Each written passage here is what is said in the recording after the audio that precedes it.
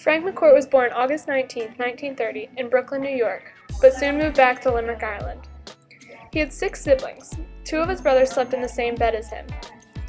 His father was unfortunately an alcoholic and drank away all the money that his mother made. Fear in general controlled his life. He lived in the worst conditions since he was very poor. We were asked to write about a single thing, an object in our childhood. And the object that meant most to me, or that was so significant, was the bed I slept in with my brothers, all 4 of us. This half-acre of a bed with a disaster of a mattress which collapsed in the middle. Everybody peed in the bed, so the spring was gone, and we tried to keep it together with bits of string, but after a while the acid from our bodies rotted the string. We'd get into bed and we roll into the middle, the 4 of us, and fight, get out of my way. Now, meanwhile, the fleas were feasting on us, and if you had to go to the John, you went to a bucket and so on, came back, and we were up. We'd light a candle to get at and we'd hold the candle and we'd go at slapping at each other's legs and bodies, killing the fleas. That was probably the most concrete image I brought away from my childhood, and I wrote about that.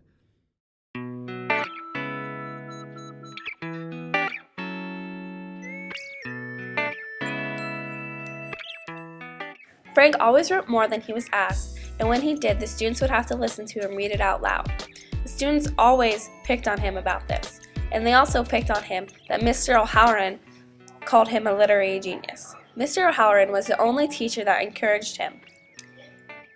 He went to secondary school, but many people were surprised because he was impoverished, and most impoverished kids do not go.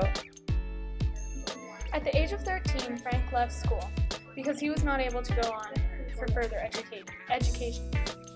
He gained a job at the post office as a temporary telegram boy, which he held for 2 years.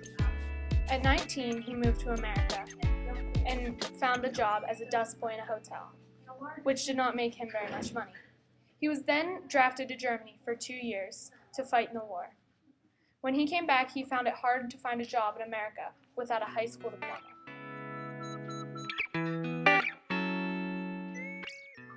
Frank had always wanted to write, although he didn't know what to write about.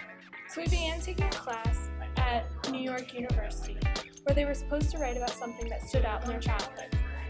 He wrote about sleeping in the same bed with his 3 other brothers, who all urinated in it, and the nights that they would have to slap fleas off of each other just to sleep. He got an A+ on that paper. Later he began teaching at McKee Vocational High School. It was a rough school, and he didn't know how to handle the children. He also worked in warehouses and in docks. And after switching from school to school, he began writing novels about his experiences at each school. Frank McCourt graduated in 1957 from New York University with a bachelor's degree in English. After he graduated, he moved to Staten Island and taught at a high school. In 1967, he earned his master's degree at Brooklyn College, and in the late 60s, he spent 18 months at Trinity College in New Glen, failed to get his PhD before returning to New York City. Frank wrote Angela's Ashes in memory of his mother. Frank never thought that this book would be successful. He thought it would be just another piece of writing that he wrote. Frank also said that if it wasn't successful, he would go back to teaching. Frank McCourt won the Pulitzer Award for Angela's Ashes and is also featured on the Academy of Achievement website for interviews that are talking about his life, childhood, and also his book.